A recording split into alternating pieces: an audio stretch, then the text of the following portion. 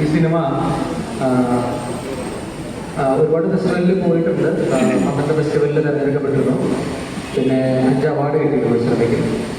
ഇത് ബോംബെ, ബാംഗ്ലൂർ, UP, ഡൽഹി, മധ്യപ്രദേശ്, രാജസ്ഥാൻ, അങ്ങനെ ഡൽഹി, അങ്ങനെ ഒരുപാട് ഇന്ത്യയിൽ എല്ലായിടത്തും സഞ്ചരിച്ചൊരു സിനിമയാണത്.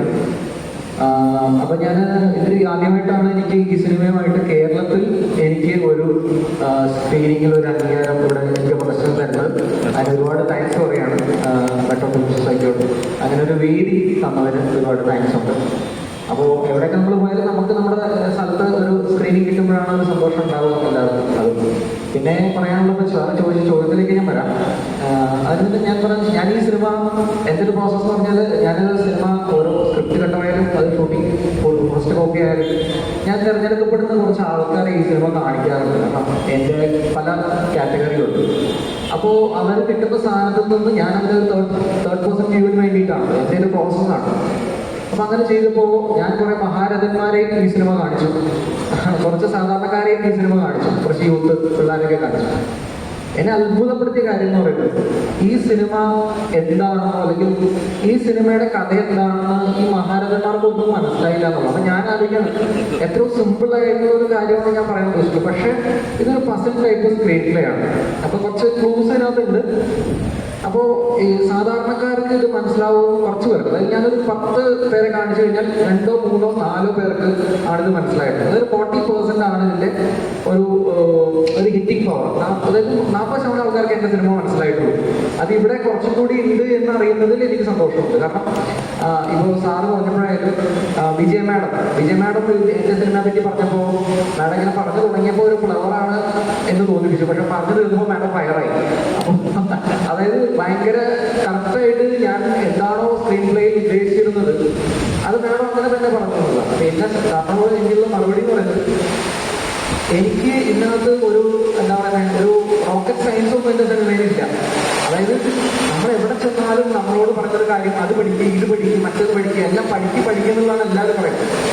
അത്ര പഠിക്കേണ്ട കാര്യമില്ല. അതാണ് ഞാൻ പറഞ്ഞത്, പഠിച്ചു മതി.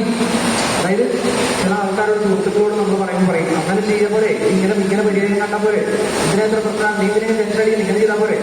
ഇവിടെ അച്ഛനും അമ്മയും പറഞ്ഞു, അച്ഛനമ്മ മറക്ക് പണ്ടാരം, അച്ഛനമ്മ നിങ്ങൾ മറക്ക്. അച്ഛനമ്മ മറക്കുക മാത്രമല്ല നിങ്ങളുടെ ജീവിതത്തിലുള്ളത്, നിങ്ങൾക്ക് സ്വയം കണ്ടെത്താൻ പറ്റുന്ന കുറെ കാര്യങ്ങൾ ഈ ലോകത്തുണ്ട്.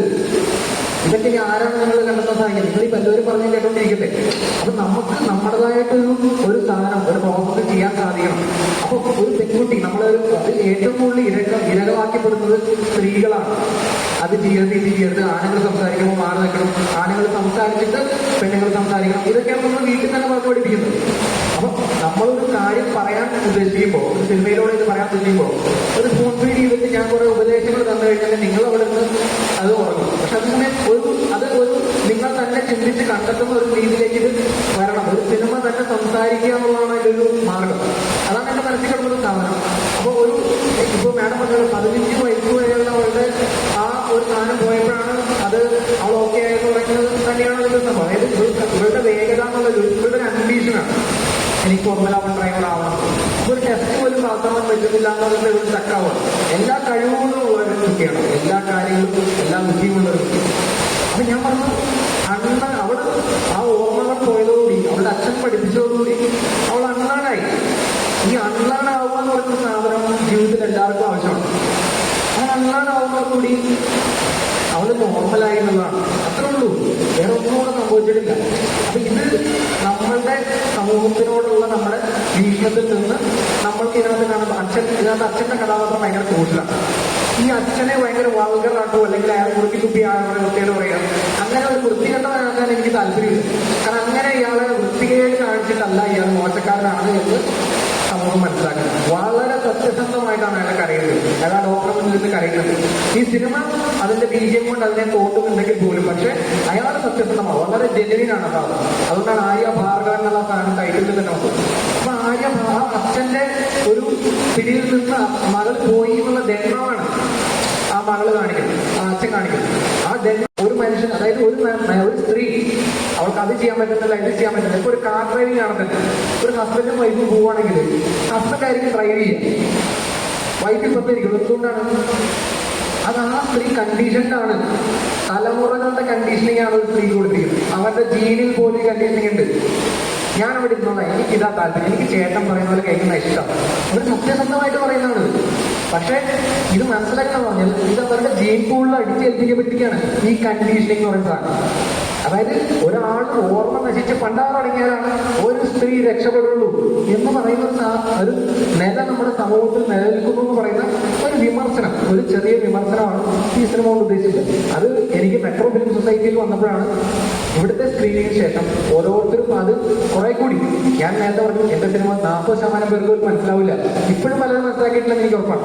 പക്ഷെ ഇവിടെ വന്ന് പറഞ്ഞത് നിങ്ങൾക്ക് അത്രത്തോളം മാർക്കമായതുകൊണ്ടാണെന്ന് ഞാൻ ചോദിക്കും. എങ്കിലും ആ ഒരു 30% ആൾക്കാർക്ക് മനസ്സിലായിക്കൊണ്ടിരുന്ന എന്റെ സിനിമ ഈ മെട്രോ ഫിലിം സൊസൈറ്റിയുടെ പ്രേക്ഷകർക്ക് ഒരു 60-70% മനസ്സിലായെങ്കിൽ അത് ഈ പ്രേക്ഷകരുടെ ഒരു ലെവലായിട്ട് ഞാൻ കാണുന്നത്. ഒരുപാട് നന്ദിയുണ്ട്. ഇത്രയും മഴയത്ത് ഇത്രയും ബുദ്ധിമുട്ടുള്ള സാഹചര്യത്തിൽ വർക്കിംഗ് ഡേ ആണ്, എന്നിട്ടും ഇത്രയും പ്രേക്ഷകർ ഈ 3 സിനിമ കാണാം.